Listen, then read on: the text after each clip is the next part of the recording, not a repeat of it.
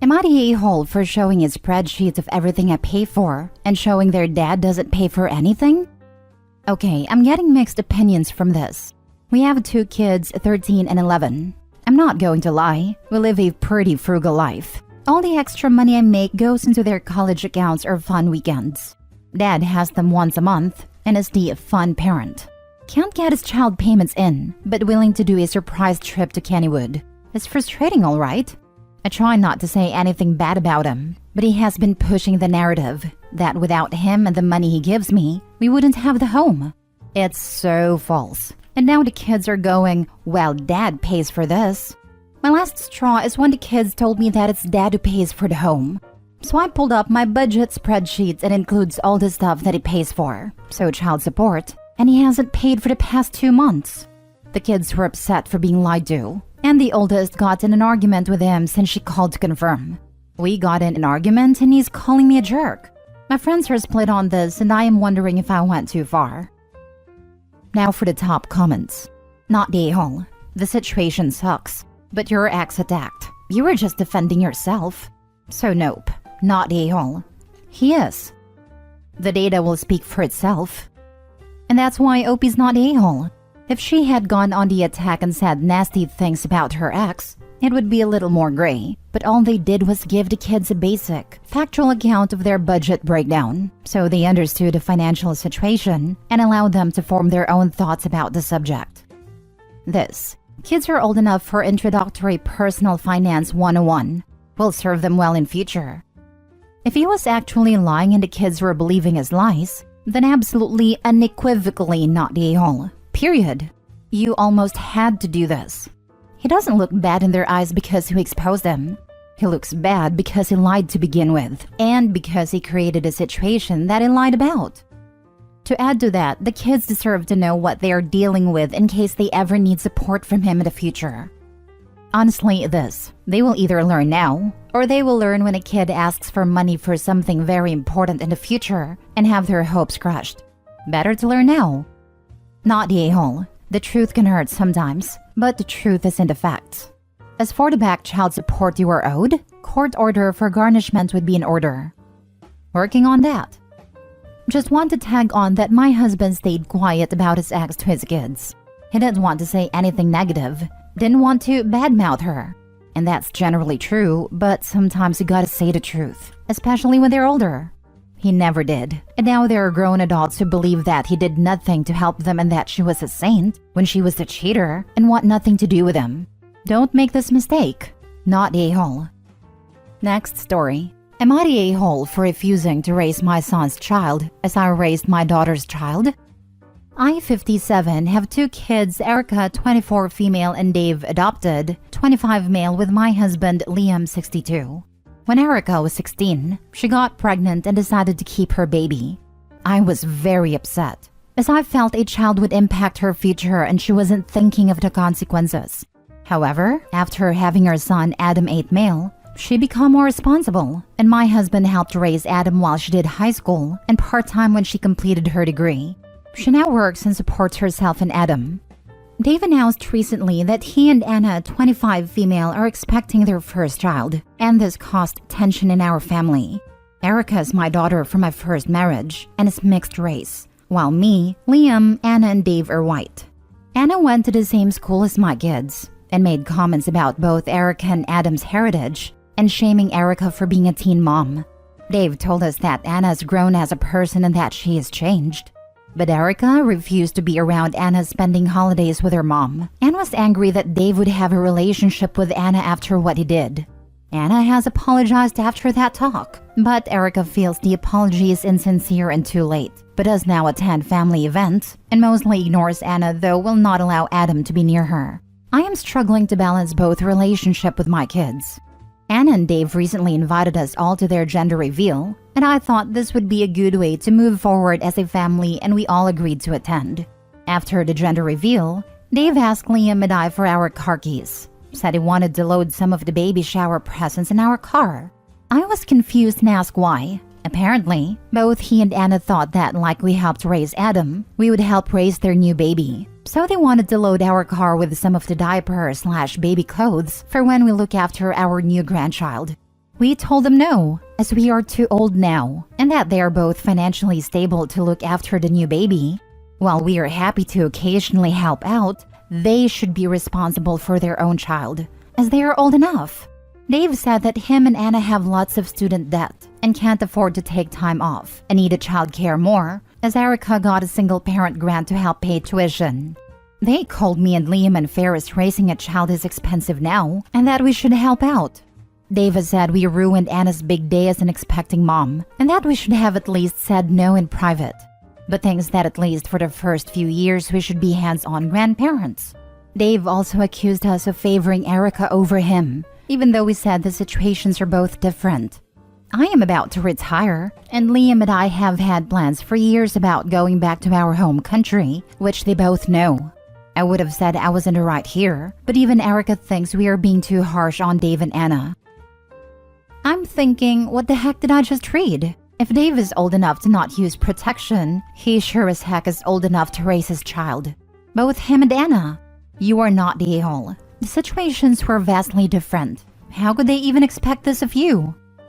Same. Dave and Anna are grown adults who are financially stable and perfectly capable of raising a child, as Opie said. I'm sitting here trying to figure out how they justified Opie and husband basically raising their kid in their heads. I don't understand how two 25-year-old adults came to that conclusion. Opie is not a-hole. To add to this, they just assumed. If they really feel that this should be what the grandparents do to be fair, maybe sit down and ask if they'd be willing to do this before packing all the baby things in a grandparent's car. On one level, I'm hoping this is an unplanned pregnancy, because if it was planned and they didn't have this discussion before they started trying, it makes them even worse. Wow, entitled. Not a-hole. Any of the following reasons are enough on their own. Combined, it's an especially compelling case of not a-hole.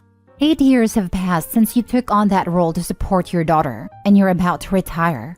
David is at a very different stage of life to what Erica was.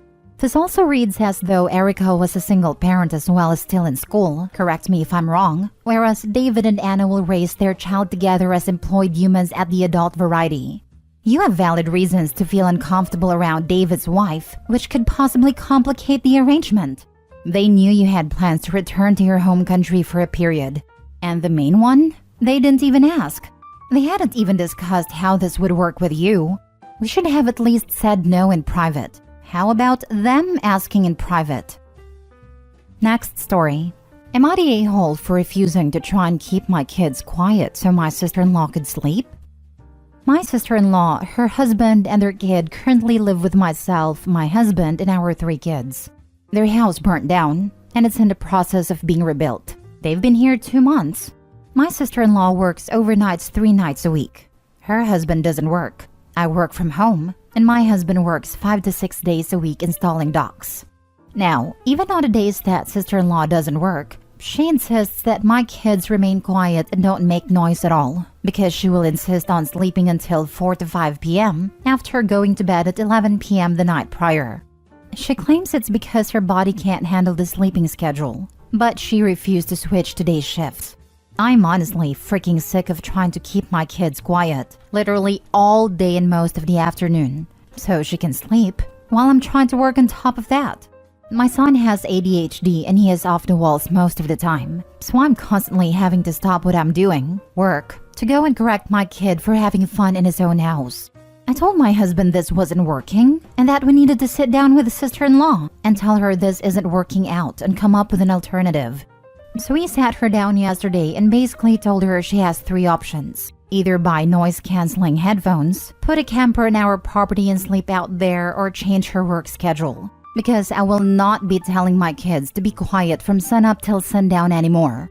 She said she can't sleep with headphones, doesn't want to change her schedule due to the pay differential, and can't afford a camper. I basically told her those were her options, take it or leave it. Today I did not try to keep my kids quiet. I shouldn't have to in their home. Sister-in-law comes down complaining because she can't sleep, and I pretty much told her tough luck. I gave her options, and she refused all of them. Am I the a-hole? Not the a-hole. Beggars can't be choosers. You've taken her in after the fire, which is the decent thing to do, but it is her children's house first, and she needs to remember that. Keeping your kids quiet 24/7 for the indefinite future is a non-starter. Besides, when she gets tired enough, she'll sleep. Agreed. Also, some additional things that might help. Earplugs and white noise machine.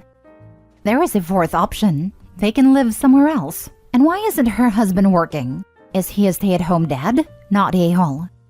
He hasn't worked as long as I've known him, 8 years. No reason behind it. I feel like another option, if he's at home too, I'd have him manage the kids, take them to the park, local pool, etc. Nice idea, but let's be real. Any person who remains willfully unemployed after their house burns down and being forced to stay with in-laws is not someone who is going to step up and take an additional parental duties. Info, is your sister-in-law and her family contributing to your household in the form of rent or anything else? Not that it really matters, because you're right that it's your kid's home and they shouldn't have to be quiet in it all the time. She helps with around $200 worth of food a month because we eat all meals together. Other than that, no. Definitely not the a-hole. She's pretty much freeloading and trying to dictate the rules here. She can get her own apartment if she wants to control her environment. Otherwise, she's a guest. Last story. Am I the a-hole for expecting to meet my grandchild? My 42 male son, J18, is having a baby with his girlfriend Kate, 18. I will be honest in saying I don't think they are ready for this. They have been together for less than a year, but she is due in July. Obviously, I know that things happen, so we are doing our best to embrace it. And I'm excited to meet this new little person. Anyways, Kate's family isn't involved. They honestly weren't great parents to begin with. When they found out, they kicked their pregnant 17-year-old to the streets. My son and her were living with me until 2 weeks ago when they got their first apartment. I'm extremely proud of them. We had a room set up for the baby, but since they got their own place, I let them take all the baby items I purchased. I mean a fully furnished nursery, and then of course everything from the shower. The baby isn't going to be wanting for much.